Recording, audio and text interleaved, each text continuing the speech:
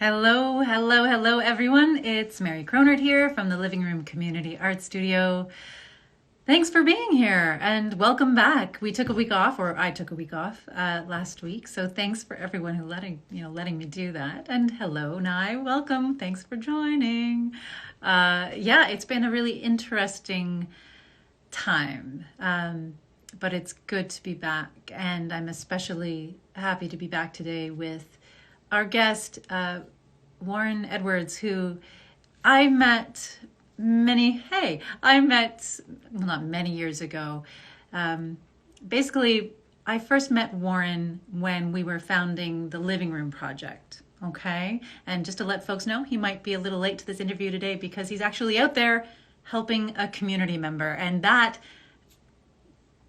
that's the work we do. That is the work that Warren does. And community comes first. So don't mind me. I'm just going to chat at you or with you for a little bit. Hey, everybody. Oh my goodness. Lisa, is that you? Who's that? So many good people joining. Oh, it's so great to have you here. Daniel, I'm recognizing some names, some tags, my handles, I suppose the word is. So as I was saying, Warren might be a few minutes late. So I'm just going to chat with you until he arrives and then we can invite him on for the live stream. If need be, you know what? We'll schedule another time for him to join us. And today I can answer questions about the Living Room Project and what's going on with us, if you like. But yeah, Warren, we first met, I guess, 6 or 7 years ago now. We were both in the midst of kind of getting these projects together. We had these ideas of things we wanted to do with the community in Oshawa, believe it or not. And we found ourselves in a similar position. Our ideas were a little bit outside the box. We wanted to do things that no one else was really doing. We wanted it to be led by the community for the community. And at the time, those ideas were kind of weird and out there. And I just remember that first meeting with him. It was in South Oshawa, where Project Impact Youth is based out of. And we just talked. We talked about youth. We talked about community. We talked about possibility and potential and seeing human beings as human beings, regardless of what age, what gender, where they were from, what their backgrounds, what they'd done in the past. The future was open. And he could see that the resources that mattered it wasn't always about money. It wasn't about what we produced or the products we made. It was about the human beings that we became or learned that we could become along the way. So when Warren arrives, if Warren arrives, I'm so excited to introduce you to him. So I'm sure he'll say hello when he joins. In the meantime, I'm here for what it's worth. So if anyone has any questions or things they'd like to ask about the Living Room Project, ask away. If folks have questions that perhaps I can pass on to Warren when he arrives, let me know and I will do so. There he is. He's here. So don't talk to me. Don't ask me any questions. That's it. Without further ado, I'm going to invite Warren to join, see how he's doing, and we can chat. Okay. Let's see. Where is he? Let's see if I can. Live Project Impact Youth. Is he there? Oh, in the car. There he is. Hello, hello. Hello, how are you? I'm okay. Can you see everything? Is everything okay? No, everything's good now. Like, the ambulance came and picked up the lady, Yeah. and it was, fortunately, I guess it was down the street from where we live. So my wife and I seen the lady. So Yeah. we stopped to try and help out. So, but Talk about working community. Are you okay? Everyone, you're on the live stream now. Everyone can see and hear. Do you need more time? Are you okay to do this right now? I'm okay to do this right now. I'll just warn you guys from now that you guys are probably gonna hear my kids in the background, because I do have 3 kids, and then my niece and nephew. Actually, they're outside playing, so we should be good. It's all good. That's okay. It's a slow life movement here, right? But this is life, what life looks like for a lot of us. So that okay. Oh, and is that a puppy I'm hearing? Is that a doggo? Yeah, it's my dog. Yeah. Awesome. So I was trying to explain a little bit about when we first met, which I think was 6 or 7 years ago? A little bit, yeah, it was a little bit ago. Yeah, it seemed like things were in the beginnings for Project Youth and or Project Impact Youth, and as they were for the Living Room Project at that time. For folks who aren't that familiar with who you are or what you do, could you introduce yourself for them? Yes, of course. So Yay. my name is Warren Edwards. I am a community member in South Oshawa. Um, I guess also founder of Project Impact Youth. I am a father of three. Um, yeah, I guess it's pretty much me in a nutshell. I like spending a lot of time with my family when I can. And then I also do some work in open custody facilities and group homes. Awesome. So if you could name, is there a name for what you do, or do you have to give that entire explanation before you go? Uh, I think for me, at least when I tell what I tell.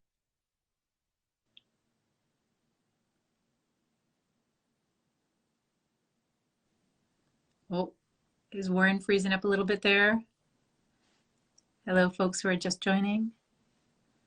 Oh, okay. So Warren will be back in one moment. I'm hoping it'll all be okay. And okay, thanks, Nye. A little frozen. Yeah, it's hard to know with these live stream things. That's how they go. Sometimes people freeze. Sometimes I freeze. When I freeze, I can't hear you, but I'm going to invite you back to join, Warren. Let's see. I'm going to go live with Warren again. The only difference is when I freeze, generally it's not because the device I'm using has frozen. It's just me freezing because that All happened. right. You're back. Oh, thanks so much for being here. You've come out of a very busy moment, so thank you so much for making time for us. No, it's okay. Always, always. Yeah, so I think I'd ask if there was something, if there was one word to describe what you do or one phrase, what do you think it would be? I think it's just being someone who cares within the community. I think that wraps it up because I know a Yeah. lot of people they'll ask if I'm a social worker or anything like that, and I guess in hindsight, like I don't have a BSW, but I did go to school for like recreation, and then I went to school for youth corrections and intervention to kind of learn about different skills needed. But when I go to schools and they ask like if I'm a social worker or what my title is, I say I'm just someone in the community who cares, right? So I just want to see everyone kind of reach their full potential. And that's one of the things actually that it's one of the things I love about you and I love about Project Impact Youth because it's I mean it's heart led, it's mind led, it's informed by lived experience. And I feel the same way often working from the living room's perspective. I feel like there's a lot of expectations about what we should be, the letters we should have after our names. Like someone has to give us permission to do what we do. When the truth is, I think it's about it's about action. It's about activating Mm-hmm. ourselves so that we can make change. Absolutely right. I know it's actually funny that you say that about the titles and letters, Yeah. because when I first got like the very first program in the school, it was funny because I felt like they were dodging me for a little bit, and then when they finally like, okay, Warren, we have some youth that you can work with, and I was like, okay, great. And then I started it. Then the teacher and the principal came to me. They're like, they really like you. You know, you have a really great relationship with them. And then it was like then it was validated, right, about the kind of work that is being done or continues to be done uh, by us, really, right? And it's just unfortunate that a lot of people kind of look to, I guess, degrees and letters in terms of what can be done. I think a lot of people end up getting missed opportunities because of it. And realistically, I think that again goes back into why Project Impact kind of came about Yeah. was to give the people opportunities who often get skipped over, who don't get especially with leadership, because what I found was a lot of times the leadership skill building programs or anything like that, it's already geared towards, or they already want people who already possess those skills instead of Mm. people who don't possess those skills and need to learn those skills. Wow. Okay. So I want to learn more about that. Can you take me back and kind of explain how Project Impact Youth happened? Yeah, of course. So I was actually in Nova Scotia. So I was out of the province for 4 years. I was running a recreation center in Nova Scotia in a community they call North Preston. And I was hearing things that were going on in the South End. So I was hearing about like, kids kind of stabbing other people, kids robbing people. And I went to school in the South End. Like I spent a majority of my teenage years and up in South Oshawa. And I was like, this is not South Oshawa. Like this is not what I remember about South Oshawa. So I started kind of doing a little bit of research from Nova Scotia and trying to figure out where things like what can youth get into, like what are they doing. Yeah. And I couldn't find many things that I found meaningful, so and that specifically in the South End. So I found a lot of drop-in programs, and then I seen a lot of people doing great work, but then what would have to happen is they would have to leave the South End to kind of access those programs. Yeah. Right, so that's when that came about, was to bring the programs into the South End for people who need it and can honestly benefit from it the most. Yeah. Meeting people where they're at rather than. Yes, exactly. And what kind of stuff does Project Impact do? What do you do? Okay, so we started out with one program. We called it the Bro Code, which was which was basically breaking down stereotypes with teenage males. So what it means to be a teenager and what it means to be a male, and the stereotypes within it. And then what we looked at was different leadership components. So we looked at, originally my thing was looking at being a male in the arts. Does that automatically mean that you're of the LGBTQ community, right? Because a lot of people automatically assume that.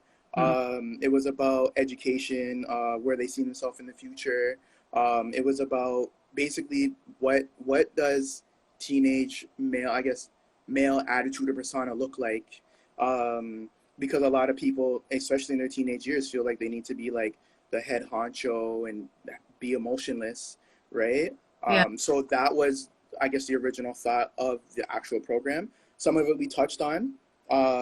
So when I connected with GL Roberts, the program they needed was for people to deal with anger, people to deal with grief, and then kind of just, I guess, all around self-regulation and leadership. So I broke it down. What I did was we had 3 equal parts. One part where, and this is where my recreation background comes in, was basically icebreakers. We never did anything where it was competitive. It was always cooperative. Broke down the ice, allowed them to kind of feel a little bit more comfortable for the first 20 minutes. The next 20 minutes, we had a snack. So we ate and we talked about whatever the topic was of the week. And while they were eating, it's amazing how they open up while eating. And honestly, sometimes people don't even realize they don't even know what they're saying because they feel so open. And the trust built so fast within like the second week, because the first week was all icebreakers. The second week we talked about relationships and what it meant, and how they opened up within that second week was absolutely amazing. And then the last 20 minutes was all debriefing what we talked about. So then we go back and we kind of revisit everything and connect the dots as to, because the activities that I always chose related to the topic of what it was.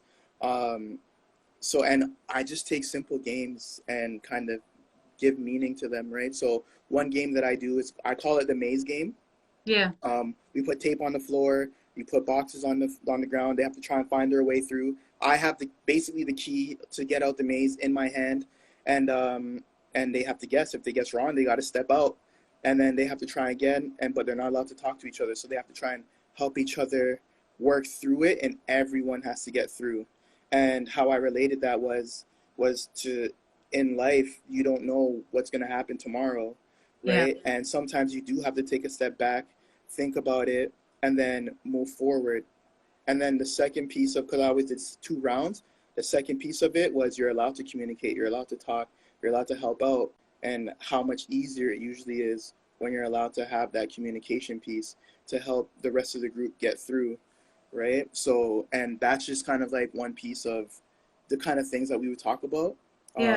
And then we'd also talk about like how to, I want to say, deal with anger, because I think a lot of times people feel like they're not allowed to have the emotion. And what I would tell the youth is you're definitely allowed to have the emotion. No one can take that emotion from you. It's how you, I don't want to say behave, but it's how you or where you place the anger and different things like that. So I know one of the activities I do with that is building a marshmallow tower, where we I get them set up into a couple different groups. We see how tall, who can build the tallest marshmallow tower, and then I pull usually one kid from each group, and I say, okay, if it's not going your way, you destroy that tower, right? And it's funny because a lot of kids have a hard time doing that. So Yeah. I'm usually the bad guy, and I'll go around and I'll destroy it. And I know one particular session, uh, I can see a kid getting angry, and I said, hey, do you want me to stop?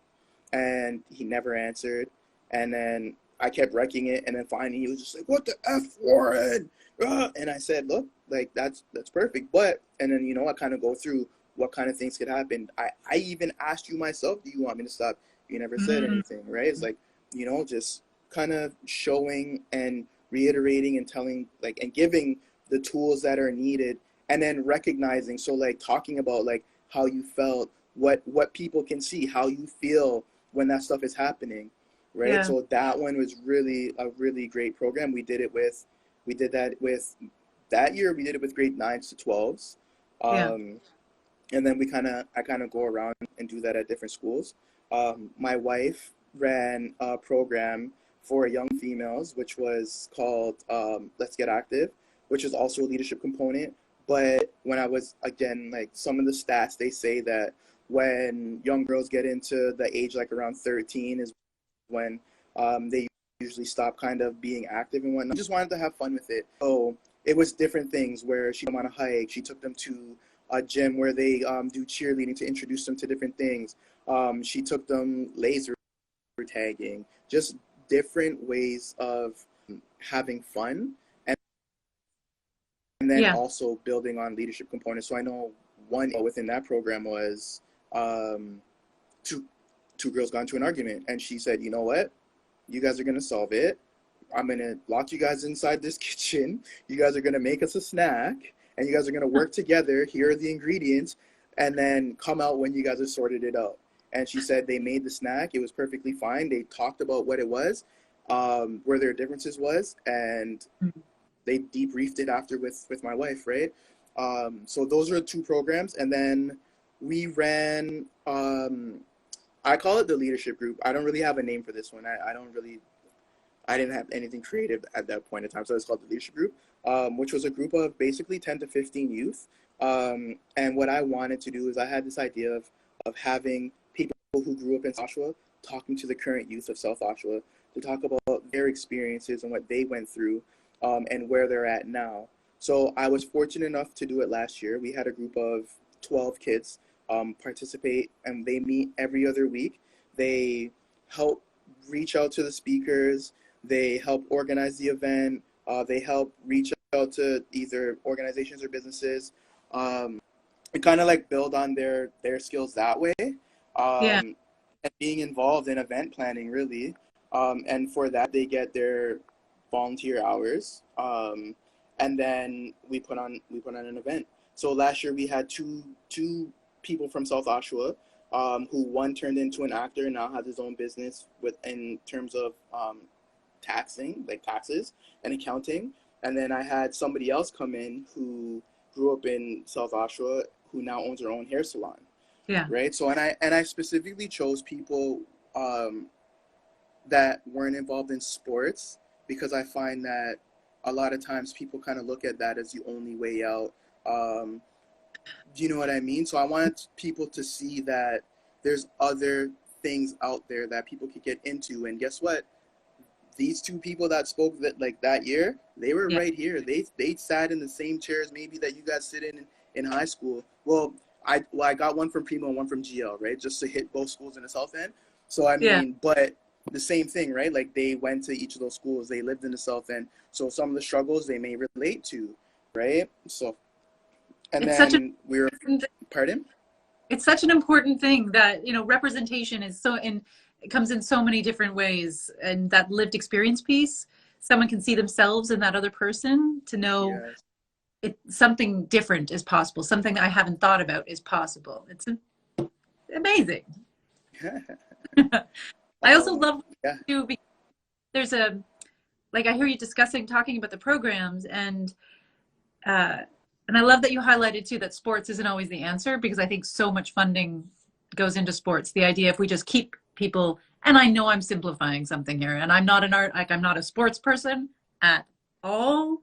So, but it seems to be, for a long time, the idea was, if we just keep young people busy, that everything will be okay. We just got to keep them busy, keep them distracted.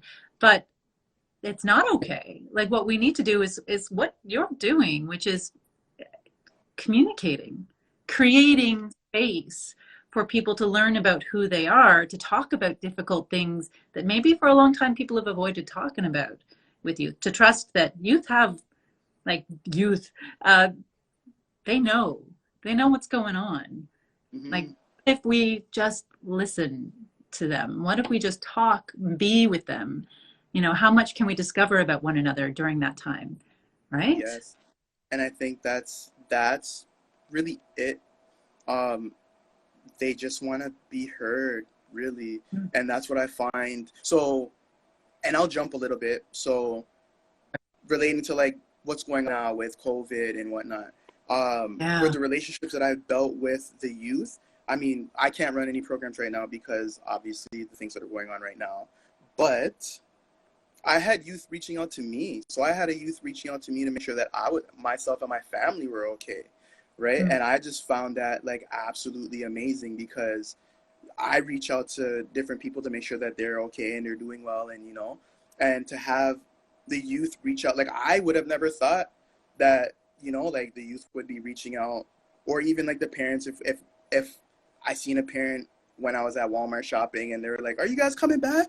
And it's like, "Yes, of course we're coming back. This stuff that's going on right now. The kids really miss you guys." And I was like, Mm. "Thank you." Right. And it just, I don't know. I guess it melts my heart just hearing that stuff. Right. And then sometimes you don't realize how important you are to some of these kids. Right. So. Yeah. And for folks who might just be joining now, hello, Marion Guest, I see. This is Edwards. So Warren Edwards is the founder, creator, see, you are an artist, creator of Project Impact Youth, which is an organization based out of South Oshawa, working with youth, but working with community as well. Like, that's the other piece of it. It's not just about the youth. It is Mhm, about their families and the systems that surround their families. And mhm. um, oh, hi, Georgia. There's there's so much that goes on to creating something like this. How have you found that part of your journey? Just being, like, bringing all of this forward. I think in terms of community and being amongst the community, I think that piece has been really, I want to say it's been really good. You guys see my feet on. I think that piece has been really good. A lot of people have been, and I see the question. So it is a nonprofit, but a lot of Not people are very connect- receptive. yeah, Pardon? there's lots of connections to be made here between people who are coming on, and I will Oh, introduce you after the live stream to all these other amazing people who might be. I mean, there are people out there who might just be hearing about you and what you do for the first time. So okay. this is, yeah. um, but yeah, so I think in honestly, in terms of the community, it's been really well received. I think in the beginning, I did a lot of groundwork in terms of reaching out to different community members within the community, like I guess community organizations. So the city of Oshawa, um, the refuge, and then anyone that I've kind of met along the way. So like for example, being introduced to um, Pathwise, the Boys and Girls Club, and then just different Caria, right? Getting reacquainted, not reacquainted, but like reconnected with you, Mary, right? I think that kind of thing has been great because, and especially being connected with, I guess, the school board. I think that's the biggest piece because then the teachers and the EA and their administration really appreciate the work that's being done, and they kind of, if they need to move mountains, they advocate for me, um, which is really great because I, in essence, at least what they tell me is I do the work that they can't do, right? Because they have a curriculum to teach, right? Yeah. So yeah, so it kind of like some of the things kind of take away from them being able to teach curriculum. Um, so they might call me in to be able to have the conversations with the youth because I can spend the time. And to be quite honest, I have a little bit more freedom than they have, right? So I always tell the youth that I'm brutally honest with them and I'm going to tell them things that they don't like. And I Mm. think a lot of people respect that. Not like where I am an advocate, yes, but I'm also someone who is going to tell you the truth. And if there's something that's happening that is going to lead you down somewhere that's not in a good place, I'm going to tell you, right? And I think a lot of community organizations want to help because A, we bring some of the youth, B, I think people are just realizing that it's hard to do it on your own, right? And Yeah. partnerships are way better because there's different resources, there's different skills that people have, and it's better to, like I may not be good at a certain skill that somebody else may be great at. So you can, you know what I mean? Like you can get the best of both worlds to be able to deliver something great for. And isn't that a part of like so much of what you're saying relates, and I hear it in my like the work we do at the living room as well. Like one of the things people love about us is, that we can do things that they can't necessarily easily do within the systems they work in. So they'll bring groups or refer individuals to, and that's a fantastic thing. I think it also speaks to deconstructing kind of these systems of colonization that we've been working within for a long, long time. Like these people do these jobs and those people do those jobs, and you have to do it on your own. Mm-hmm. And that idea of what success means. It's a Yeah, lot of different things to a lot of different people. It can be whatever works, and that requires a lot of improvisation and a lot of spontaneity and flexibility. Things that kids are like, at least I didn't get taught. Like I knew it as a child, right? We are creative and spontaneous when we're kids, but then somewhere along the way we begin to lose that. Um, for you, when did you realize how important that piece was? That, I think, to be honest, I realized it when I left and moved to Nova Scotia. hmm, Um, because, so when I left and when I moved to Nova Scotia, the community center that I worked at, uh, rich. So it was rich. The community was like small town community. yeah, Um, Great feel, like everyone's there for each other. Absolutely amazing. And I think it was then where I moved to a province where I knew not one person that, and I did the same things. Is when I realized that everyone just wants to be a kid, but yeah, honest, like everyone wants to be a kid, but we still at are. like yeah, Yeah. and exactly. But I feel like the pressures of life make people, I want to say, like overlook what that is. So it's like being Hmm. spontaneous and having fun is looked at as being childish and immature, right? But there's a place and time for everything, right? So, and I saw that when we had a well, I say program, but like series called Project Battleground, where we did capture the flag, manhunt, dodgeball, and we had some of the youth who they say were wreaking havoc in the South End come out, and not one cuss word, right? So we had kids ages 7 to 21 at these three different events, and the older ones would look out for the younger ones. They were playing all together. These kids were laughing and joking around with everyone. It wasn't, dog, these guys are too young, we can't play around with these guys. It was, they came out, they had fun, they're on the ground rolling around laughing with these kids, looking out for them, like especially when we were playing capture the flag. It was like They Yeah. were all trying to help each other, and it was something that was great because to me that is exactly what community is, right? Yeah. And they were doing it through play and having fun, and then these guys completely forgot the personas that they were at, and then I seen the real them, right? So, and Yeah. that was when I was like, everybody wants to be a kid. Everyone is a kid at heart. It's just, they put on a show for other people.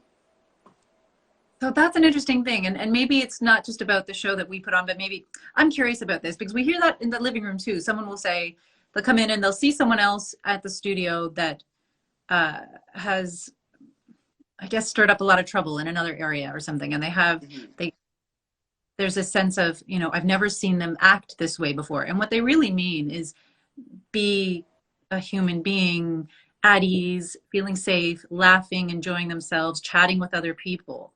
And in this other environment, they are not that. And I Yes. wonder what's at play there. Is it the person or is it the environment? Or is I it think, both? I was gonna say, I think it's a little bit of both because exactly what you're saying reminds me of when I did work with youth justice. So Ontario Youth Justice, they refer kids to me. I'll also go in and I'll do some workshops with them. And I remember Mhm. there's this one, I went into one in Ajax, and well, actually both Oshawa and Ajax. It happens at every single one of them. Yeah. So we're doing an activity, and we finish the activity, and for one of them, I always debrief. Well, for both of them, I always debrief. But for the one outcome was the youth there was like, I asked, how was it? Like, did you guys have fun? Whatever, whatever. And he was like, I just don't understand why I didn't commit a crime to be playing games like I'm a kid. Mm. And I said, okay, how old are you? He's like, I'm 16. I'm like, well, aren't you a kid? He's like, yeah. And I was like, okay. And I was like, well, does your crime define who you are? And he was like, well, what do you mean? I said, well, if I murdered someone, does that mean that I'm a murderer for the rest of my life? Like I need to continue murdering people? Or can I learn from if I did that and, try and help other people not get to that point where I was? And he was just like, well, I guess, right? And it was like, I don't know, I feel like they just become again, like I'll use the word persona, like so hardened in the persona. Big thing happened with the same thing happened when I was in Ajax where we did the activity and I had to, the youth didn't even want to do it. He just was like, he started it and he was like, I'm not doing this. And I said, all right, cool, no problems. Like, I'm not going to get offended. Yeah. And he, he was, that one was actually funny. So we finished up and again, I debriefed the activity and I said, okay, so how come you didn't want to participate? And he was like, because I could be home playing video games. And I was like, he's like, oh, I don't want to be stepping in boxes. I could be playing video games. And I was like, okay, well, I mean, that's very true. But then what happens when you get older, like if you're at work and you don't want to have to go to work, there's tons of Mm. things where you might have to do things that you don't want to do. And I'm like, I'll never force you to do anything because you don't, you notice how I never forced you to do anything. He was like, yeah. I'm like, okay, well, that's your opinion. I'll never get mad at that. Yeah. So I said to him, I was like, you don't want to be learning here, but you would rather be pressing on buttons. Isn't that the same thing? And he was just Mm. like, well, I guess so. And I was like, yeah. And then by the end of that session, he was laughing and joking around, and you would have never believed that he didn't want to participate in the beginning. So there's something about, yeah, there's a lot of stuff at play there. The things we think we have to be, the things we think we should be. And I agree. Someone saying like murder is a very difficult thing to bring up in a comparison to as a bad choice. That is perhaps the worst choice that can be made. And yet it's still, I think both of us in our time working with community have worked with folks of all ages who've made horrible, horrible choices in their life. Mm-hmm. And to be, to feel like that's the story we have to keep telling about ourselves is a horrible burden. Whether that's the story of I'm a bad kid, or I'm never going to amount to anything, or I can't be my true self. I have to pretend to be this other thing to be safe or get by or Mm-hmm. just survive. Like we tell it, it's one thing to, we need to know that we can change our story, tell a new story about who we are. It doesn't mean we have not done the things we've done, but it's about seeing that we can make new choices. We can be a different version of ourselves, which is where that creativity comes in, I think. And I like at the beginning, I don't think you see yourself as an artist per se. I don't think you describe yourself as an artist. But No. for me, there's absolutely common ground between the things we're doing because that creativity, that spontaneity, that flexibility, that ability to imagine other possible versions of yourself is absolutely a creative endeavor. And art can be one way to do that. Like how many adults have I worked with who've said the same things that those kids said to you? Well, this is stupid. I don't want to make art. I don't want, it feels like I'm in kindergarten. And it's like, oh, what's wrong with that? Like, what's wrong with feeling like you're playing in kindergarten for a little bit? How often do you get to do that? Is that such a bad thing? Right. Exactly. And once that kind of, that's another person's story or another system's story that I find has inserted itself into someone's life. And it's not a part, doesn't have to be a part of their story. So these things that you're doing help spark and open, like spark those new conversations and new discoveries. And at a time in a lot of youth's lives where they, how important is that at that time period, like specifically for a young person to be able to see that they don't have to be what they've been. They can change, they can be whatever they want to be, Yeah. with, utilizing the supports that are around them. I think it's absolutely very important because um, a lot of people don't see themselves kind of moving past where they are right now, right? Mm, So um, a lot of people, honestly, so a lot of things in the South End are it's generational, right? mm, Generational poverty is there. So a lot of people kind of and I heard this um, is well my parents are doing this so I'm gonna do this, right? And it's like, well, how about like there's different things out there, like what kind of things do you like? And I think that's where we kind of try and pull information. I say information, but like just things that they love, passion about, to kind of push them forward, to see there's hopes and dreams. And that again, that's where that kind of that leadership group that created the gala. So it's actually called Keeping Dreams Alive, right? So ooh, that's the name of the gala. It's called Keeping Dreams Alive because again, like having so many conversations with these kids that don't think that they're ever going to amount to anything, yeah. um, is heartbreaking when you're trying to tell them like, no, like I see this in you. So there's this one specific youth that I've worked with who wants to become a carpenter. He wants to become a carpenter, but he has trouble with attendance at school. And so I have tried to work with him in terms of like trying to find different ways where, maybe I can get him set up with um, someone. And I have someone in the community who is connected to oh, I think I'm frozen. It's connected to can you guys still hear me? I can still hear you. Yeah. Oh, I don't know if I can hear you right now. Oh, you're back. Okay, sorry. It's connected to different oh, there we go. So I have someone in the community who's connected to construction sites. So I've been trying to introduce this youth to him so that he can get a taste of what that could look like, right? Because right Mm, now, school's not important to him. He has other things going on. He lost his mom, right? So he doesn't really care about school. So where yes, I would love for him to graduate, and I say like he's seen me, he hadn't seen me in a long time, and he saw me and he was like, Warren, I'm so sorry I stopped coming to programs. Like, I'm so sorry I stopped coming to school. And I said, like thanks for the apology, but buddy, like you have to want to go there. Saying sorry to me, like yes, thank you for saying sorry, but it's your education, buddy, right? So he was just like, okay, so, but I think that biggest part of it is like the kids themselves don't see past where they are right now, yeah.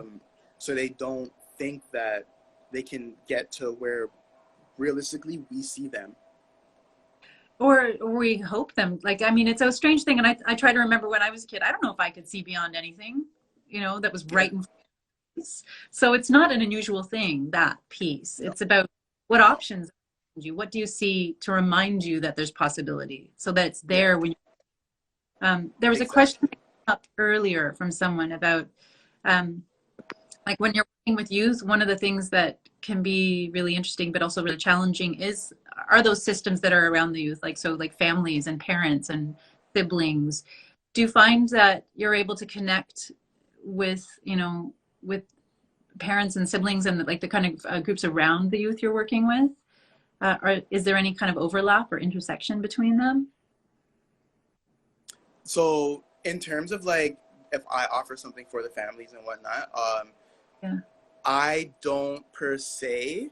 I mean, I offer support to the parents if they need it. So if they need to call me, like they have my number, they can reach out to me with different things going on. Um, and I actually really enjoy kind of having that relationship with the families because then it holds to another standard, right? Instead of Mm. someone kind of coming to a program and being like, oh, whatever, like I don't really care, warrants to say whatever, yeah, and I'm gonna leave, right? It's like, okay, well, guess what? Like your mom or dad or whoever it is, I'm connected with them, so I'm just gonna pass along a message, right? And that would happen a lot with one of the youth in one of the programs where she would be skipping school, and it was like we would literally like pull up on her, like we'd be driving back to the school from somewhere, and I'm like,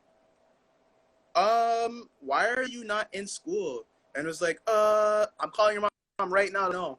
And it was Oh, like racing, right? But I do believe that it holds them to another standard, because then they know that information is like, and I mean, like, obviously not, it's a very tricky line because there's certain things we do keep things obviously confidential with youth, but like something where you guys should be in school, or I do like we always tell people, you know, yes, you can be here, it's a safe place, but if it's gonna be dangerous to yourself or someone else, like then we need to tell someone else. There's no way that we can just hold that because if something were to happen to you or something were to happen to something else, like yeah. you know what I mean, like that we can't do that. So we do have really great conversations with parents in regards to, and not only just like I want to say negative news, but like good things too, accomplishments, you know what I mean? And small accomplishments too. Like not, it doesn't even need to be something huge, just some type of praise so that the parents know. Because again, like when I knocked on the door for the first time, the response that I got was, "Who is this and who are you?"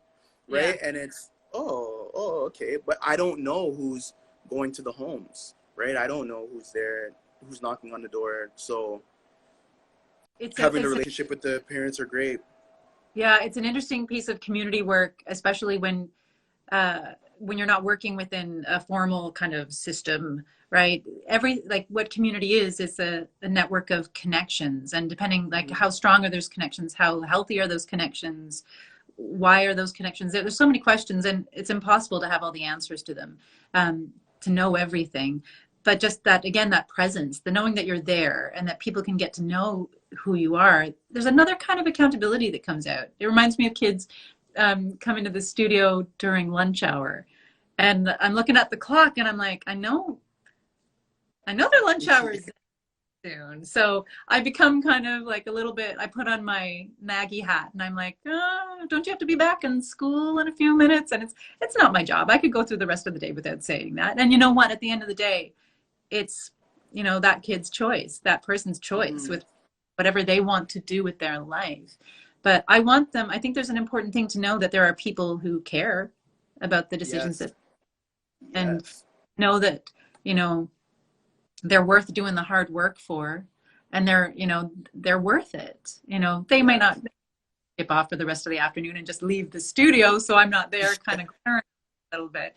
But I think those relationships are a huge part of community, and in a lot of communities in Oshawa, I think those have broken down over time. So knowing that there's someone like you here that's stepping out as, like you said, a person in the community who cares enough to be there in these constructive ways, that's that's such an important thing. I'm so glad you're there doing it. I'm I'm I'm very happy that not even that just we're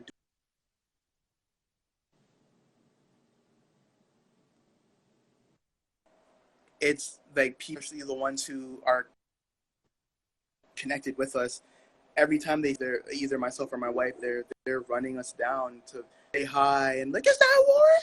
Oh, right. So I'm just happy that it's not even just that we're able to do it, but that people are receiving it well and that they want us to do it. I think that right there is probably like even better than us offering these things, right? Because like I always say to, and I guess maybe my biggest, I don't want to say like mine, but like my biggest saying that I used to say when I was in Nova Scotia delivering programs are, I can deliver whatever program I want to, but it's whether or not you guys like it or not is what's gonna have them coming back, right? So I could pick up anything and be like, yeah, we're gonna learn, I don't know, how to tie shoes.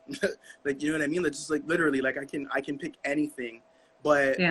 as long as it's well received by the community and that I always say like there's some piece of takeaway, then I think that is the like that is way better than just offering something. Because again, like a lot of people offer things, but again, like I don't know, I find it's the meaningful things that offering meaningful programs is what I would say like kind of separates what we do and obviously the relationships that we build than what a lot of other, I guess, big organizations are doing. Yeah. And so that's the next piece, and I'll let you go, I promise, very soon. I've had you like 45 minutes. Had you on the phone. Look, Instagram, live stream. I've had you live streaming for 45 minutes. That piece, like I think there's a lot of self-care that goes into this as well, because you don't have a big agency around you. You don't have a big community like of like sort of official professional kind of support there to help you do the work. What kind of things do you do to take care of yourself, especially during this time where perhaps things have changed so much? What are you finding helpful? For me, in terms of self-care, I think Yeah. my wife and I, we have a really great relationship. Like she's in the same, like she does the same work. She does work with me. She's worked in group homes. She really enjoys, I would say, like the mental health aspect of the field. So we really kind of always have our conversations. We talk about everything. And then my son plays basketball. My daughter does cheer. So like we'll go, like I'll play one-on-one with my son in our driveway, just or spend time with my family to kind of debrief, right? Or not debrief, but like kind of right? Yeah. Because I don't want to like it's at the end of, I think the biggest part of it for me is I get to go home, I guess, to my family that I think is doing really well. And I think that's like, and so one of the things that I talk about before is, well, I didn't get to talk about what I wanted to is knowing that now I have things compared to the youth, right? So like the youth may be looking at me like, well, what do you know? You have everything that you want, right? So I grew up in a similar, I guess, situation as some of the youth. But I guess it's just a dreaming for me that I realized like, yeah, you can overcome certain things. But again, to like my self-care is having conversations with my wife, going, I don't even say going places with my family, but like just spending quality time with my family. Um, I really like my kids are super funny kids. They're wild sometimes and out of control, but I love being in and amongst my family. That's lovely. Oh, wow. And okay, I lied. One more question. Oh, I could be here all day, Mary. There might be folks out there right now who are watching who also want to be that person in the community that cares, who want to perhaps start or become a part of something like what you're doing, or have an idea to start something for a community that maybe hasn't been served yet, right? What would you recommend to those folks who are kind of wondering, okay, what can I do? How do I start?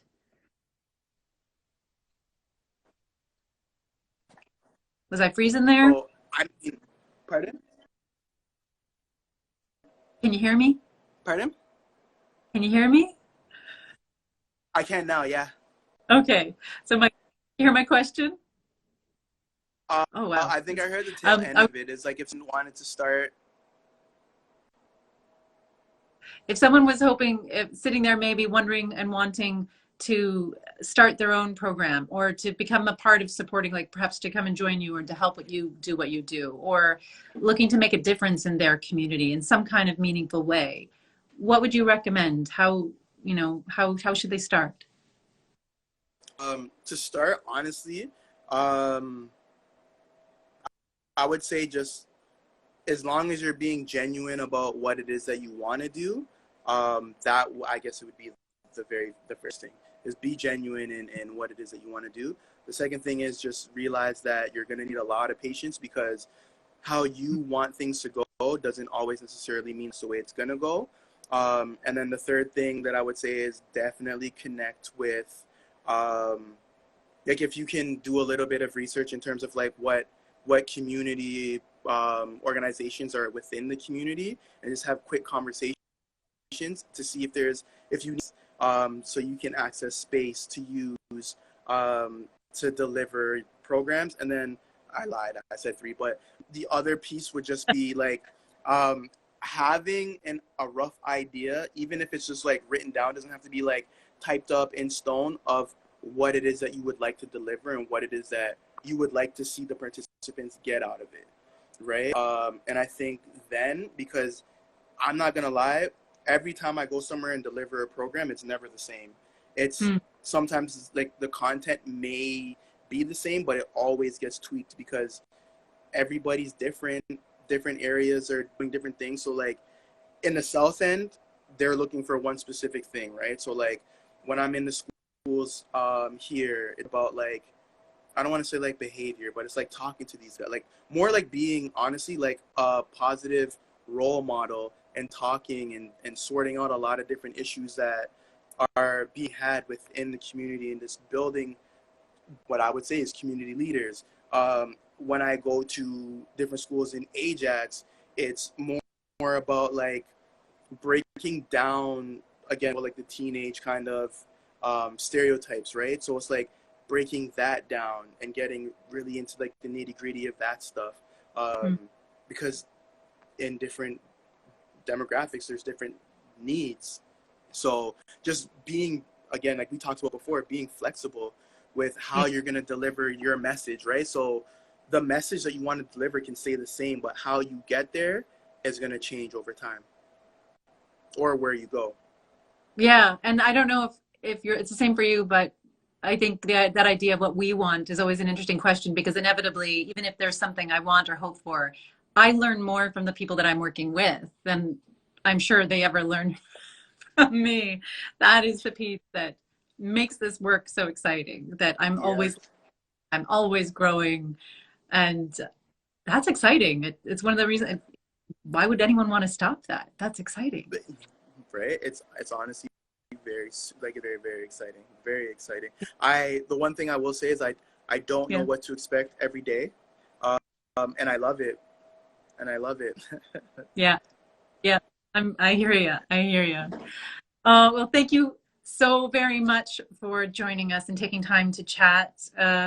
Any last shout outs you want to send to people? Anything else that you feel you'd like to say hi to or anything?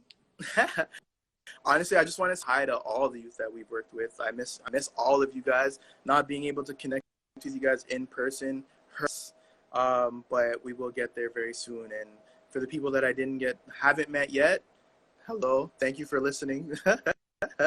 And I guess a little last piece is currently, or just really, we got connected and we did a partnership with Pathwise Credit Union.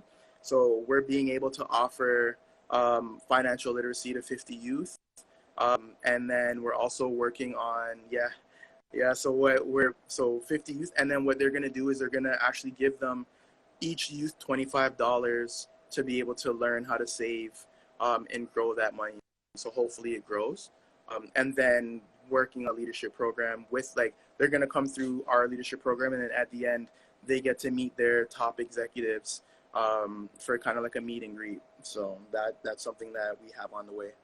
Amazing. Okay, well, we'll help get the word out about that if we can, and we'll keep an eye on your page. If there's anything that the living room can do to help, we're here for you. Yeah. Yeah. Yes. Okay. Oh, Thank you very much, Mary. thank you. You take care, and we'll talk again soon. All right. Thank you. Bye. Bye. Oh, oh, hello. There we go. Back again. Everyone, thank you so much for joining us today for that chat with Warren. Thank you so much to Warren for taking time to chat with us. Project Youth Impact is a great organization, a grassroots organization in the community doing their thing, as you heard. So it's always a great thing if you're looking for someone to support. They're an organization that you can stay in contact with and learn more about. I think I'll post their website over on our Facebook page so you can check them out. And also, for everyone else out there, one thing that I am reminded about through talking with Warren, there are lots of different leaders out there, and we need lots of different voices to connect with people. So if you're curious about how you can reach out and connect, use your lived experience to perhaps make the world a better place, please do. Let's explore that. Let's see what we can do to help make that happen. The living room's here for you too. It's COVID times, so things are strange, but maybe this is a really good time to have those conversations so that when we are moving through and out of this, the world will know what to do with the world and how to engage with it a little more effectively. Does that make sense? I don't know. Just something to think about. Okay. Thank you all for joining us. And I look forward to chatting with you again next Tuesday. Our guest will be Emily Brusgaard, who is a professor at Trent, but also an extraordinary human being. And we're going to be talking about lots of interesting stuff. So please tune in then next Tuesday, 2 p.m. And of course, tomorrow, a reminder about our live stream hangout over on our Facebook page. You're welcome to join us there too. We're back again making art, hanging out from 2 o'clock to 3:30 p.m. But in the meantime, thanks again for joining us. And I'll see you again next Tuesday. Until we can connect and create with one another again in person, I look forward to connecting and creating with you right here. Thanks, everyone. Take care.